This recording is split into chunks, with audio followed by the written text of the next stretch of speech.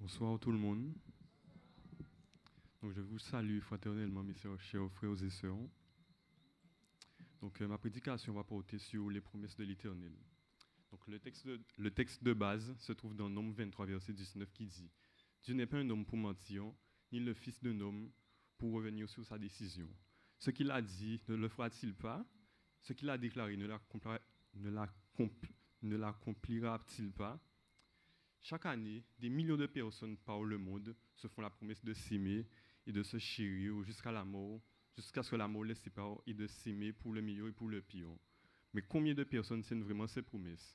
Par exemple, il y a beaucoup de jeunes filles qui reçoivent également des promesses d'hommes qui leur promettent de leur épouser, mais après avoir obtenu ce qu'ils veulent, ils s'en vont. Il y a aussi les hommes politiques qui font des promesses au peuple, mais une fois qu'ils sont élus, nous rendons compte que c'était que des paroles en l'air ou du blabla.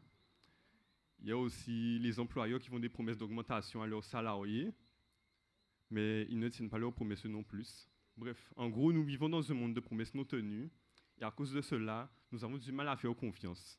Nous n'osons plus croire à aucune promesse, et ni même en celle de Dieu. J'aimerais vous poser une question. Est-ce que ça vous est déjà arrivé d'être déçu par Dieu? Déçu par Dieu? Non? Pas spécialement? Non? Ok. Josué 21, verset 45 déclare que chacune des promesses que Dieu a faites à la maison d'Israël se sont accomplies. Et le livre de Nombre 23, verset 19 en a fait l'écho. Le livre dit Dieu n'est pas un homme pour mentir, ni le fils d'un homme pour revenir sur sa décision. Ce qu'il a dit, il ne le fera-t-il pas, etc., etc. Lorsque Dieu dit quelque chose, cela se manifeste tôt ou tard dans la vie de la personne qu'il a choisi de bénir. Je vais vous raconter une histoire. Le seul survivant d'un naufragé fut jeté par les flots sur une petite île déserte.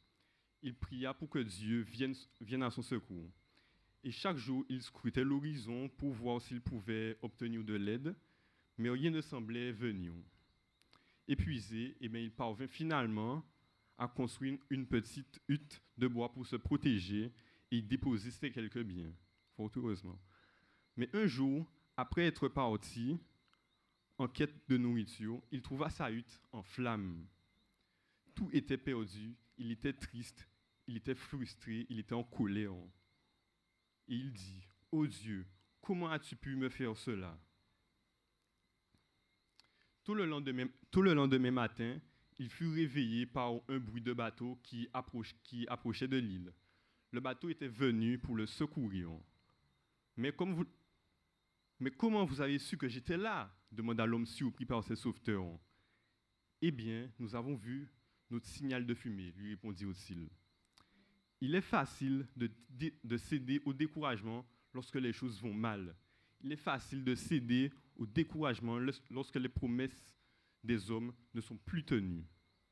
Pourtant, nous ne devrions jamais perdre courage, car Dieu est l'œuvre de tout dans nos vies.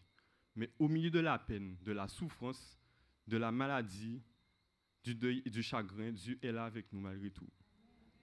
Rappelez-vous que la prochaine fois que votre hutte est en train de brûler, ce n'est peut-être qu'un signal de fumée qui fait venir les promesses de Dieu dans votre vie. Je vais vous donner une définition de la promesse divine.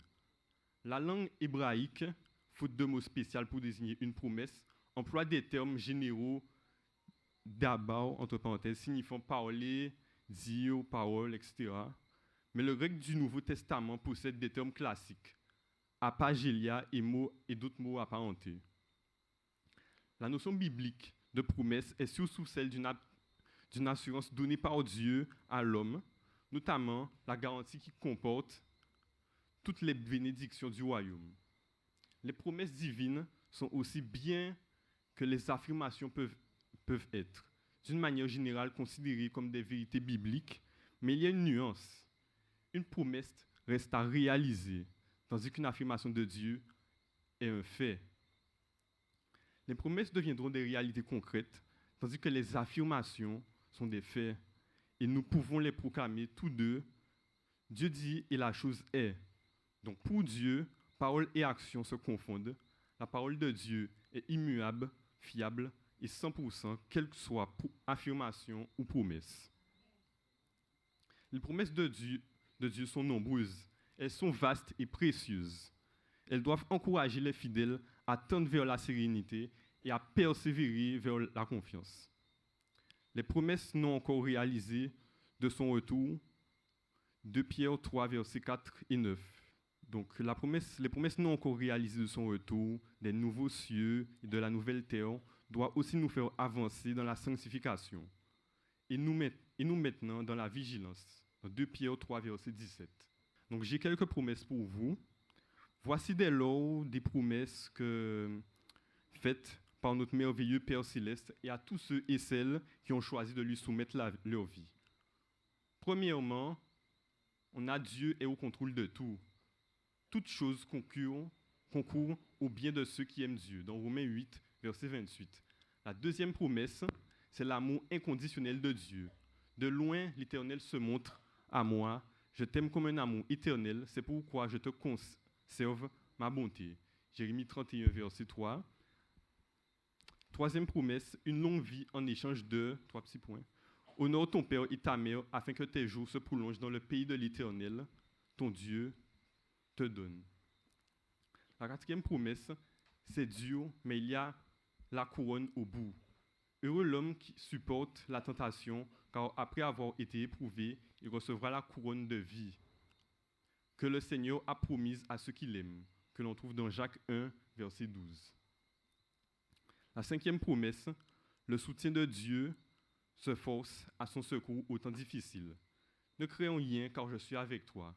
Ne promène pas tes regards inquiets, car je suis ton Dieu. Je te fortifie, je viens à ton secours et je te soutiens de ma droite triomphante, que l'on trouve dans Ésaïe 41, verset 10. Sixième promesse, allô docteur, comment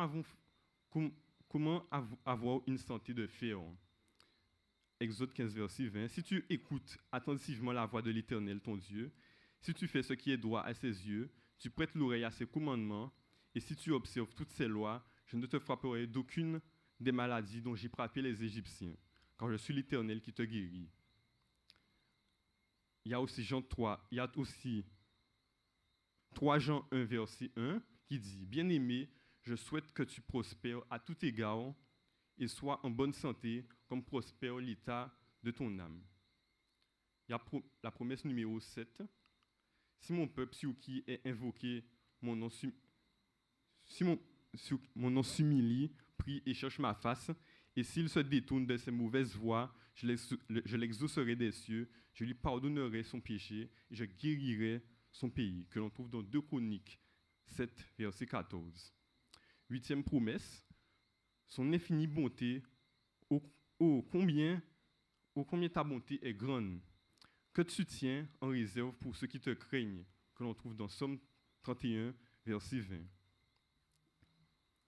Promesse numéro 9, la vie éternelle, car Dieu a tant aimé le monde qu'il a donné son Fils unique, afin que quiconque croit en lui ne périsse point, mais qu'il ait la vie éternelle, que l'on trouve dans Jean 3, verset 16. Dixième promesse, la promesse à tous nos besoins. Et mon Dieu pourvoira à tous vos besoins selon sa richesse, que l'on trouve dans Philippiens 4, verset 19. Promesse numéro 11. Des souhaits comblés selon sa volonté. Faites de l'Éternel tes délices, et il te donnera ce que ton cœur désire, que l'on trouve dans Somme 37, verset 4. Promesse numéro 12. Sa seconde venue. Que votre cœur ne se trouble point. Croyez en Dieu, croyez en moi. Il y a plusieurs demeures dans la maison de mon Père. Et si cela n'était pas, je vous aurais dit. Je vous prépare une place. Et lorsque je me serai allé et que je vous aurai préparé une place, je reviendrai et je prendrai avec moi, afin que là où je suis, vous y soyez aussi. Donc, ce sont 12 promesses que le Seigneur vous a promis. Des promesses. Les conditions de promesse de l'Éternel. Néanmoins, il y a des conditions à laquelle l'homme ne pourrait jamais profiter des promesses de l'Éternel. Aimer Dieu inconditionnellement. Jean 13, versets 34 et 35. Je vous donne un commandement nouveau. Aimez-vous les uns les autres, comme je vous ai aimé, vous aussi, aimez-vous les uns les autres. À ceci, tous connaîtront que vous êtes mes disciples, si vous avez de l'amour les uns pour les autres. Voilà, il faut s'aimer les uns les autres.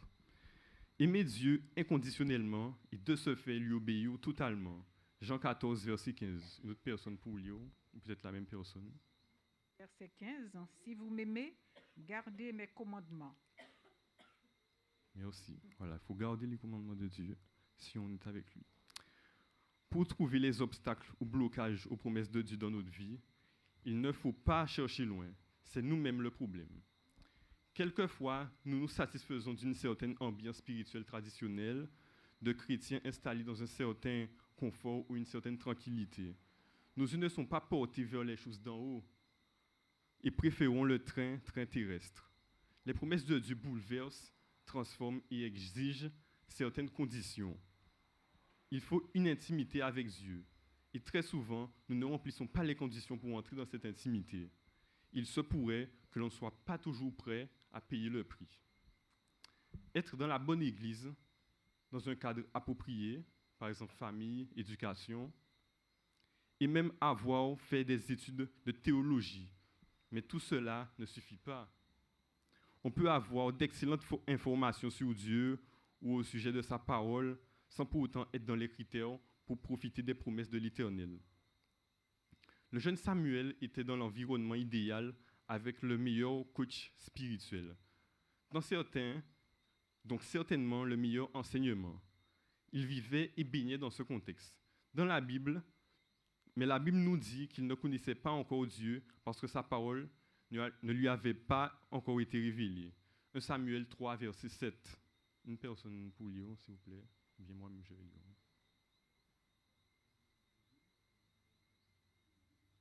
1 Samuel 3, verset 7.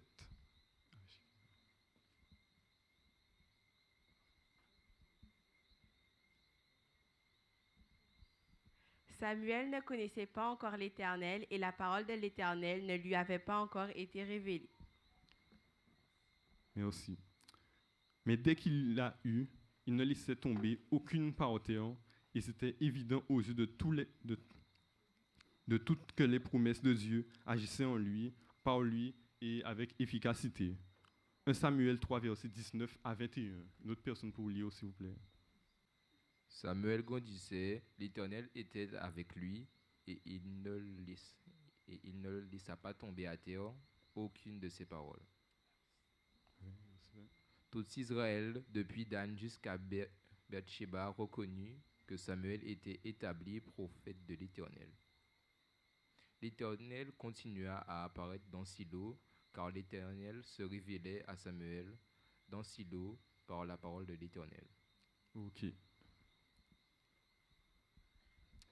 Pour conclure, le Dieu d'amour est fidèle et c'est à nous de lui obéir, afin que s'accomplissent toutes les promesses qu'il nous a faites. Dans 2 Corinthiens 7, verset 1 nous dit « Puisque nous avons de telles promesses, bien-aimés, purifions-nous de tout ce qui souille notre corps et notre esprit et poursuivons jusqu'au bout la sainteté dans la crainte de Dieu. » Chers amis, demandons aujourd'hui au Seigneur la force de nous appuyer, non pas sur nos certitudes et nos capacités, mais sur l'espérance qui vient de ses promesses. Quand Dieu promet, il tient sa promesse. Il ne manque jamais à sa parole. Il a tenu sa promesse pour Abraham et Sarah, en leur permettant d'avoir un enfant. Moïse, en faisant sortir le peuple d'Égypte, le peuple d'Israël d'Égypte, c'était le peuple d'Israël. Daniel, en le délivrant de la fosse au lion. Élie, en le nourrissant par les corbeaux. Et David, en le rendant roi. Voici 5 exemples qui prouvent que Dieu tient toujours ses promesses. Abraham, Moïse, Daniel, etc. Il tiendra aussi sa promesse pour toi, car la Bible déclare Jésus-Christ est le même hier, aujourd'hui et éternellement, dans Hébreux 13, verset 8. Crois aux promesses de Dieu pour ta vie. L'accomplissement de ces promesses nous est assuré en Jésus-Christ, comme il l'est dit dans 2 Corinthiens 1, verset 20. Car pour ce qui concerne toutes les promesses de Dieu, c'est en lui qu'est le oui. C'est pourquoi encore l'amen par lui est prononcé par nous à la gloire de Dieu. Dieu tient toujours ses promesses et vous. Parlons de vos promesses à Dieu. Lui avez-vous déjà promis votre cœur, votre cœur tout entier, pouvez-vous lui offrir votre trésor le plus précieux, par exemple? Devriez-vous renouveler votre promesse à Dieu par une prière alors que nous terminons ce message? Je propose qu'on fasse des prières individuelles pour terminer.